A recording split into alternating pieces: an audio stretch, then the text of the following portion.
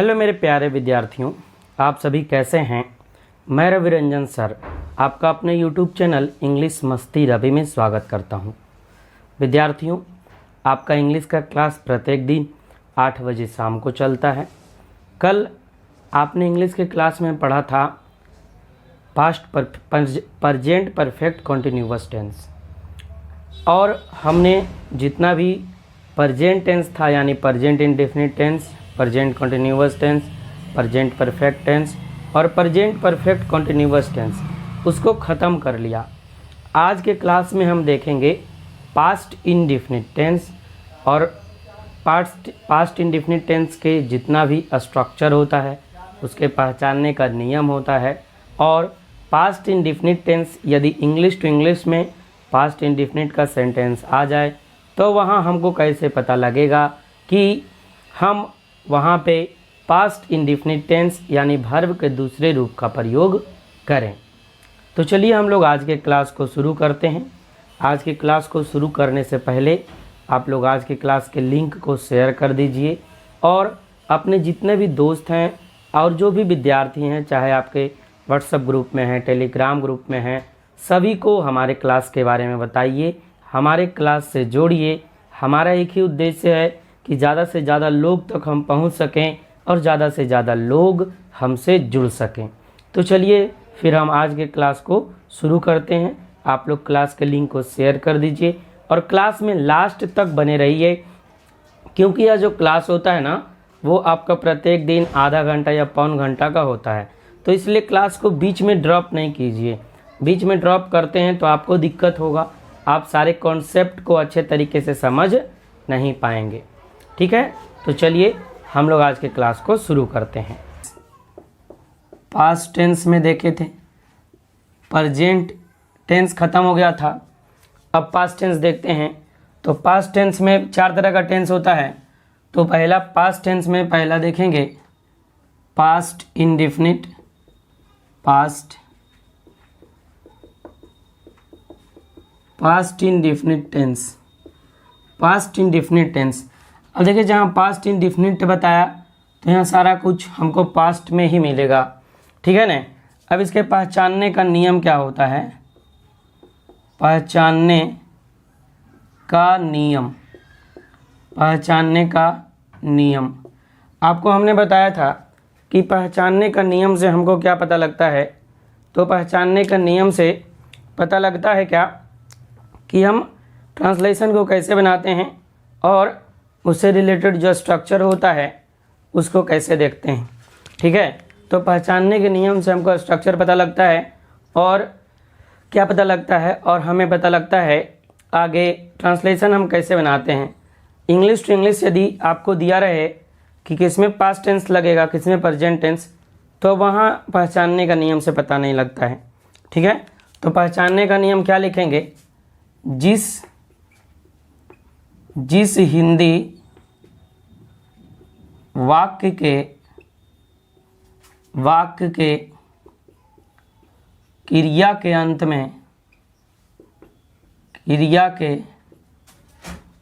में या ये ई, ठीक है ना, और या ये ई के साथ था, थे, थी भी रहे, और या ये ई प्लस था, थे और थी, ठीक है ना।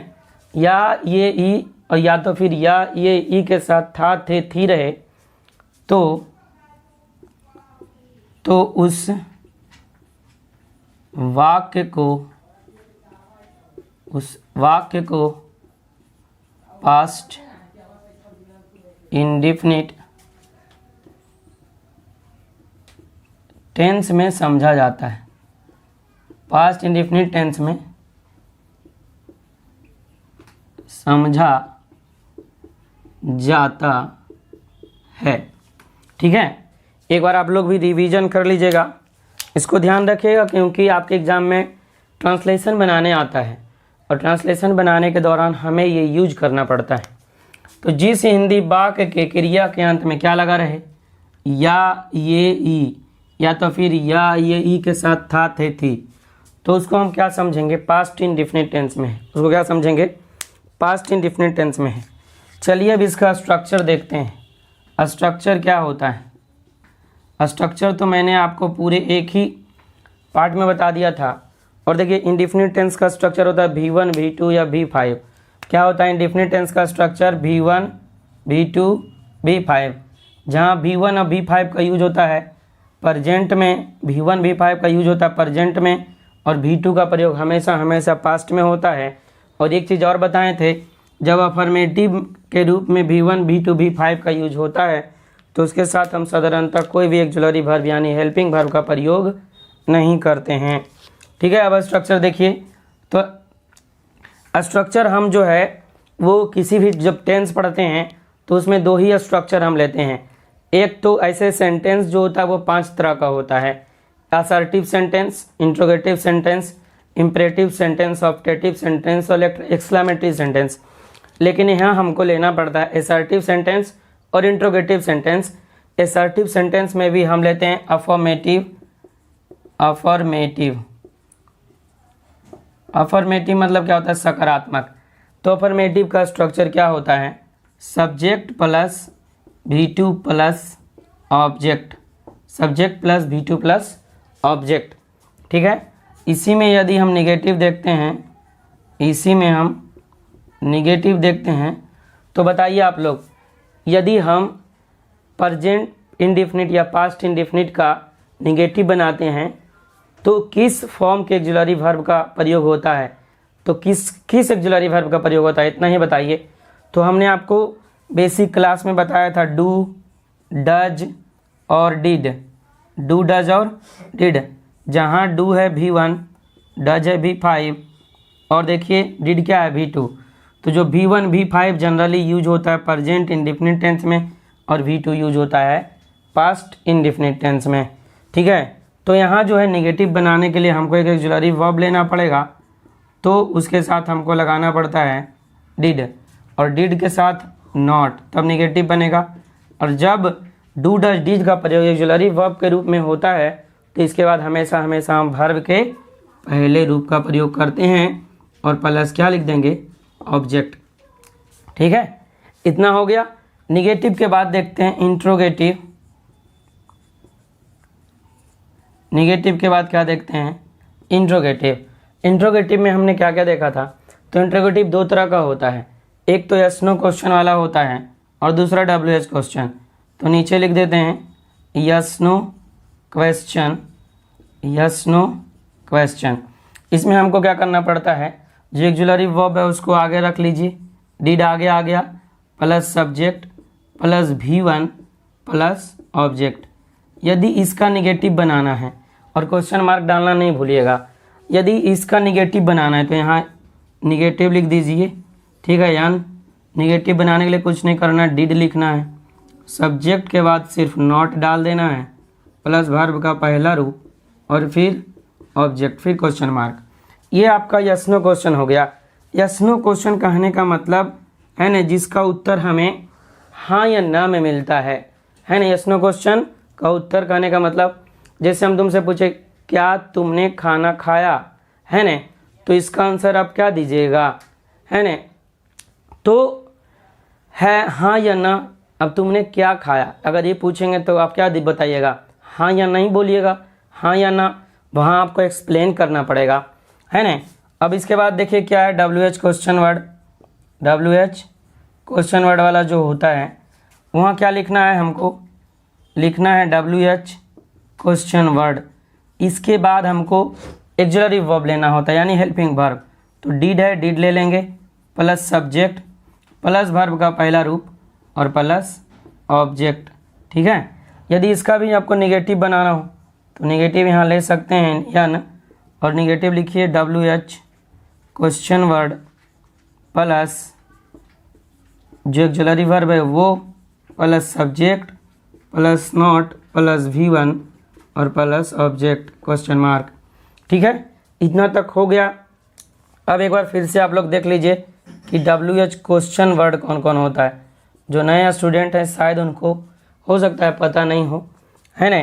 तो WH क्वेश्चन वर्ड कौन कौन होता है, वाट होता है, जो जानते हैं वो कमेंट करके बताइएगा हुम होता है, और आप लोग लाइक शेयर करते चलिएगा, है ना। और पढ़ते पढ़ते जो पूछा जाए उसका कमेंट में जवाब भी दीजिएगा, ठीक है। ये क्लास आप ही लोग के लिए है और हम टेंस पूरा ख़त्म करेंगे, टेंशन नहीं लेना है। तो यहाँ वाट है, हुम है, इसके बाद क्या है, वेयर है, वेन है, ठीक है ना, हाउ है, हु है, हुम है, ठीक है। बाकी करते हैं टीसी, ठीक है। बाकी टीसी हो गया। तो इतना आपका क्या होता है, WH क्वेश्चन वर्ड होता है जो क्वेश्चन पूछने का काम करता है, ठीक है। अभी तक ने आपने तो देख लिया ये क्या हमने समझा, पहचानने का नियम, फिर देखा स्ट्रक्चर। चलिए अब देखते हैं जो स्ट्रक्चर है उससे रिलेटेड एग्जाम्पल, ठीक है। उससे रिलेटेड देखते हैं आपका एग्जाम्पल।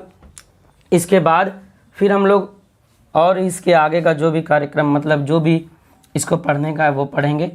और आप लोग स्क्रीनशॉट ले सकते हैं, है ना भाई, पूरा मीठा नहीं है, स्क्रीनशॉट ले लीजिए। वैसे तो बाद में दोबारा देखिए वीडियो, क्योंकि दोबारा देखने से ज़्यादा क्लियर तरीके से समझ में आता है। जब दोबारा देखते हैं तो थोड़ा सा स्पीड बढ़ा के देखिए और वैसे लिखते चलिए, ठीक है।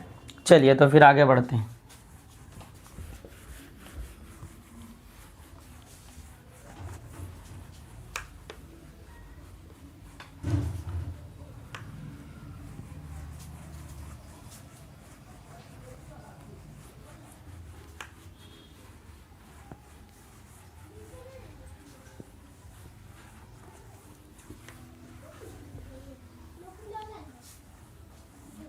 आइए हम लोग एग्जाम्पल अब देख लेते हैं। तो देखिए पहला एग्जाम्पल है गया गया गया, मतलब समझ में आया आप लोग को। पहला एग्जाम्पल है गया गया गया, उसके बाद है गया गया नहीं गया, गया गया नहीं गया। इसके बाद है क्या गया गया गया, क्वेश्चन मार्क, क्या गया गया नहीं गया, है ना। इसके बाद है गया क्यों नहीं गया गया, क्यों गया गया पहले लिखिए, गया क्यों गया गया। इसके बाद गया क्यों नहीं गया गया। ये बताइएगा आप लोग जल्दी से बना के, जब तक इधर हम दूसरा एग्जाम्पल लिखते हैं। उसने मुझे गाली दी, उसने मुझे गाली दी थी, गाली दी थी, उसने मुझे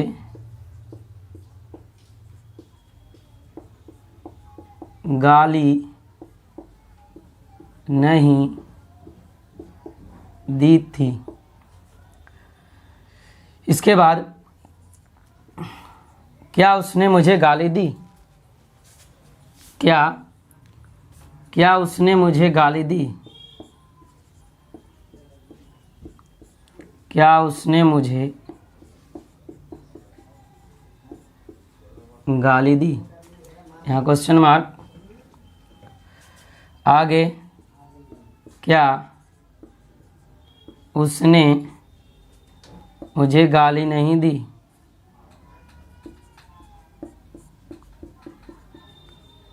गाली नहीं दी।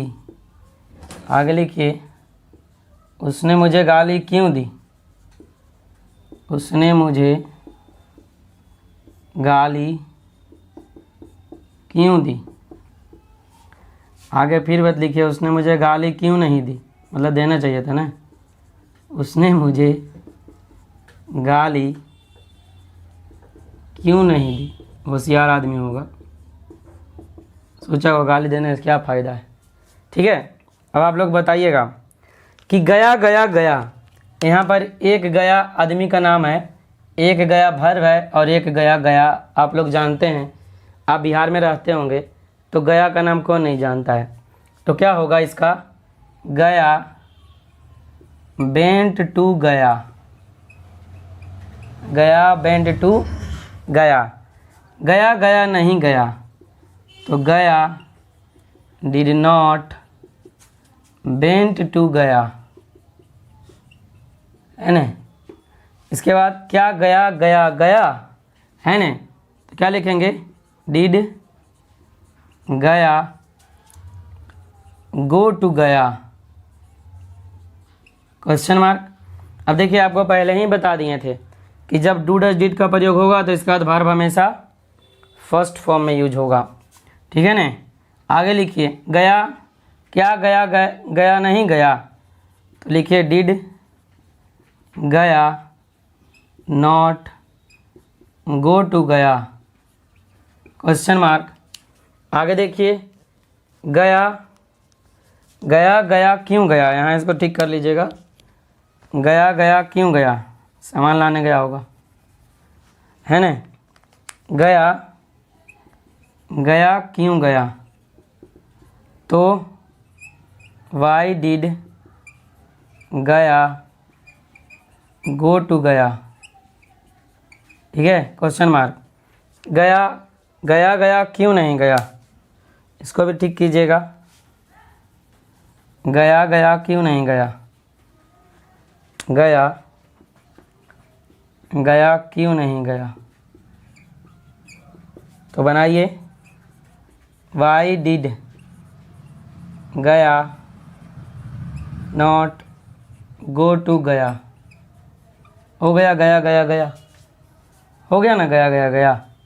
चलिए इसमें एक गया आदमी का नाम है, एक गया जाने वाला वर्ब है, और एक गया गया जो आपका बोध गया है। नेक्स्ट देखिए उसने मुझे गाली दी थी, देखिए एक दी थी वाला भी ले लिए, तो ही अब्यूज मी, गाली देने का अब्यूज ना होता है, यहाँ गिव नहीं यूज होगा, तो क्या होगा, ही गाली देने का अब्यूज, तो he abused me, full stop. उसने मुझे गाली नहीं दी थी, तो he did not abuse me. इसके बाद क्या उसने मुझे गाली दी, तो did he abuse me, question mark. क्या उसने मुझे गाली नहीं दी, तो did he not abuse me, question mark. उसने मुझे गाली क्यों दी, why did he abuse me, question mark. उसने मुझे गाली क्यों नहीं दी, फिर इसको भी बनाइए, Y did he not abuse मी।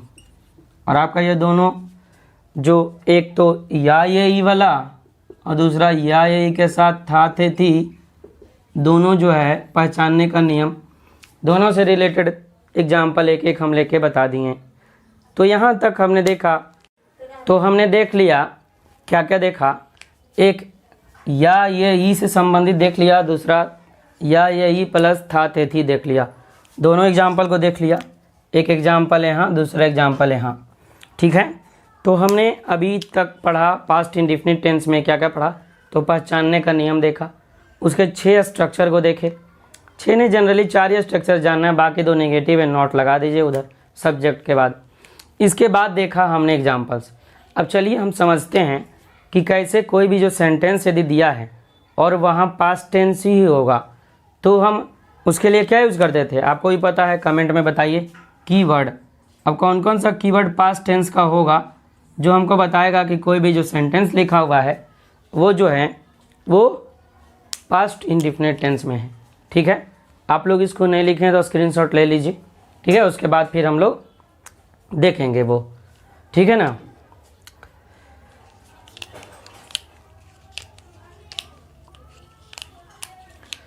ठीक है, आप लोग स्क्रीनशॉट ले लिए होंगे, आगे देखते हैं।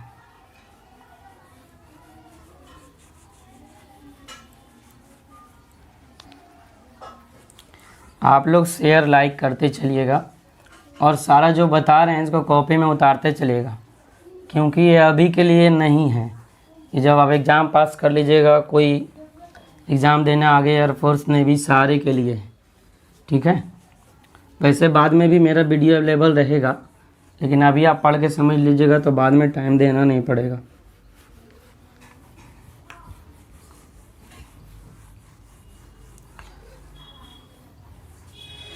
चलिए हम लोग देखते हैं आगे rules and usages. Rules and usages, जैसे हम लोग ने सब सेंटेंस को पढ़ा उससे उस तरीके से इसको भी पढ़ना है। अब हमने कीवर्ड बताया था आपको, सब में कीवर्ड होता है, इसमें भी कीवर्ड आएगा। कीवर्ड क्या बताता है? तो कीवर्ड यही बताता है कि कोई भी जो सेंटेंस होगा किस टेंस में होगा, कोई भी जो सेंटेंस होगा किस टेंस में होगा। अब ये जो पास्ट इंडेफिनिट टेंस है उसका कौन कौन सा कीवर्ड है, हम कैसे पहचानेंगे कि कोई भी जो सेंटेंस है वो पास्ट इंडेफिनिट टेंस में होगा। चलिए तो कीवर्ड हम देख लेते हैं। कीवर्ड क्या लिखेंगे? सबसे पहले लिखिए day, date, day, month, year, और इसके साथ यदि लगा रहे एगो। एगो मतलब क्या होता है? पहले। एगो मतलब क्या होता है? पहले। यदि day, date, date, day, month और ईयर, इसके बाद एगो लगा रहे, एगो मतलब पहले, तो वहाँ हम यूज करेंगे पास्ट इंडेफिनिट टेंस का, ठीक है ना। तो डे मतलब क्या होता है? दिन। डे मतलब तारीख, डेट मतलब डे, डे याद आ रहा है, तारीख। डे मतलब क्या? कोई भी दिन।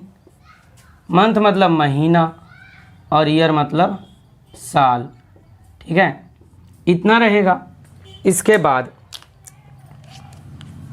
लास्ट के साथ जुड़ा रहेगा, लास्ट के साथ, लास्ट यदि खुद भी रहेगा, पहले इसको देख लीजिए, लास्ट के साथ जुड़ा रहेगा मंथ। लास्ट, लास्ट डे नहीं होता, लास्ट वीक हो सकता है, वैसे लास्ट डे यस्टरडे बोलेंगे। वीक, मंथ, वीक, ईयर, है ना, इतना जुड़ा रहेगा, तो वहाँ भी हमको पास्ट इंडेफिनिट यूज करना पड़ेगा, है ना।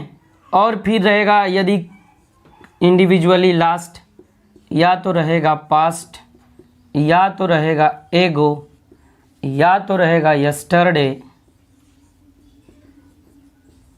और आपके एग्ज़ाम का फेवरेट यही यस्टरडे है, इसको याद रखिएगा। आपके एग्ज़ाम में यस्टरडे वाला क्वेश्चन भर भर के देता है। पिछले साल 2021 में यस्टरडे से रिलेटेड 2 क्वेश्चन था, एक नहीं 2 क्वेश्चन, ठीक है। समझ लीजिए तो कितना फेवरेट होगा आपके एग्ज़ाम के लिए। तो इतना ही कीवर्ड अभी आप याद रखिए। क्या है? एक तो डे, डेट, मंथ, ईयर, इसके पहले, इसके बाद एगो लगा रहे। इसके बाद क्या होना चाहिए? लास्ट के साथ आपका मंथ, वीक या ईयर रहे। इसके बाद आपको यदि दिख जाए लास्ट, पास्ट, एगो या यस्टरडे। यदि इतना कीवर्ड आपको कहीं दिखता है तो उसमें आँख मूंद करके मानना हमको क्या है? Past indefinite tense. और पास्ट इंडेफिनिट टेंस एक ही होता है जिसका वर्ब का दूसरा रूप होता है। पास्ट इंडेफिनिट टेंस, आपको टेंस को वर्ब के रूप की तरह याद रखना है। आपको स्टार्टिंग में ही बताए थे टेंस क्या होता है। तो टेंस कुछ नहीं, फॉर्म्स ऑफ वर्ब होता है, मतलब कि क्रिया का रूप होता है। जहाँ आपको दिख गया V1 और V5 प्रेजेंट टेंस, यानी present indefinite tense, V2 past tense, वहीं जहाँ दिख गया V3 इसके साथ हैव हैज लगा रहे तो परफेक्ट, और जहाँ आगे दिख गया हैज है बिन प्लस V4 तो परफेक्ट कंटिन्यूअस। बस आपको सिर्फ इतना ही याद रखना है, आगे तो आपका काम हो ही जाएगा, क्योंकि यही 4 वर्ब फॉर्म्स आप खाली याद रख लीजिए, वो टेंस कंप्लीट है। चलिए अब ये तो हम देख लिए, अब इससे रिलेटेड जो है वो एग्जाम्पल देखते हैं। इससे रिलेटेड एग्जाम्पल अब लिखें, Ram qualified the exam in 2014। ठीक है। अब देखिए जो 2014 है, इससे पता लग रहा है कि काम पास्ट में, बहुत पास्ट में हो गया है ना, क्योंकि 2014 तो बहुत पहले ही चला गया। 2014 भी है क्या? 7 साल हो गया इसको, है ना। आगे फिर एग्जाम्पल लेते हैं, गांधी जी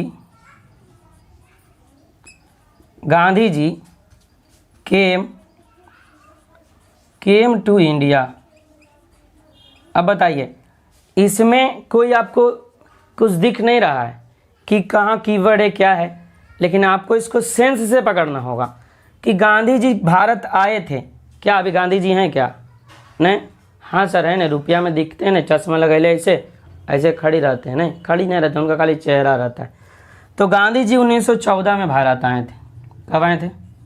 1914-15 के आसपास, है ना।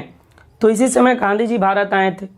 तो गांधी जी बहुत पहले 1914, कितना साल हो गया जोड़ लीजिए, 600 साल, नहीं सॉरी 600 साल नहीं हुआ, मतलब कि 100 साल से तो ज़्यादा ही हो गया। 1914, अभी 2014 और इधर 7 साल, मतलब 107 साल, समझ रहे हैं। तो 107 साल बहुत पुराना हो गया, ठीक है ना। उसी तरीके से लिखिए the British ruled over India.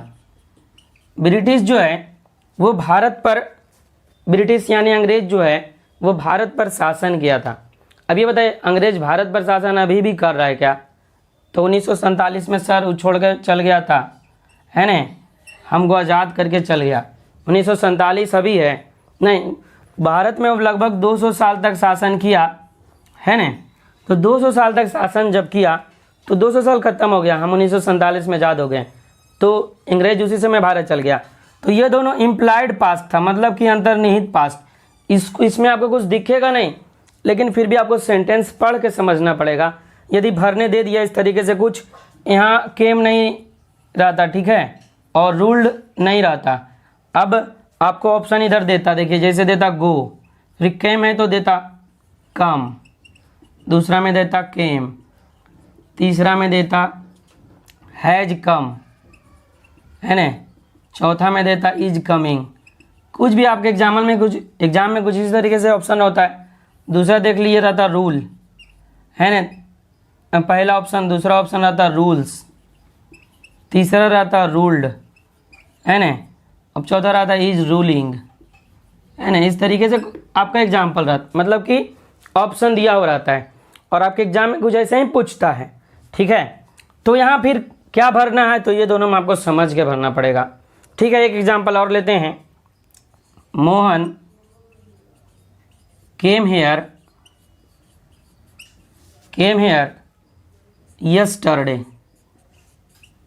Yesterday, है ना। अब देखिए यहाँ आसानी से पकड़ा जाएगा। जैसे ही आपको यस्टरडे दिखा, कुछ नहीं करना है, तो पास्ट इंडिफिनिट यूज करना है। क्या करना है? पास्ट इंडिफिनिट यूज करना है, यानी वर्ब का दूसरा रूप यूज करना है, ठीक है। तो हमने क्या क्या देखा? हमने सबसे पहले तो देख लिया कि उसका पहचान देखा, स्ट्रक्चर देखा, एग्जाम्पल देखा। उसके बाद हम समझें कि किस तरीके से हम पहचानेंगे कि कोई भी जो सेंटेंस होता है वो पास्ट इंडिफिनिट टेंस में होता है। तो उसको पहचानने के लिए डे, डेट, मंथ, ईयर, उसके बाद एगो रहना चाहिए, या तो लास्ट के साथ मंथ, वीक या ईयर रहना चाहिए, या तो लास्ट के साथ पास्ट, एगो और यस्टरडे, ये चारों इंडिविजुअल में रहें।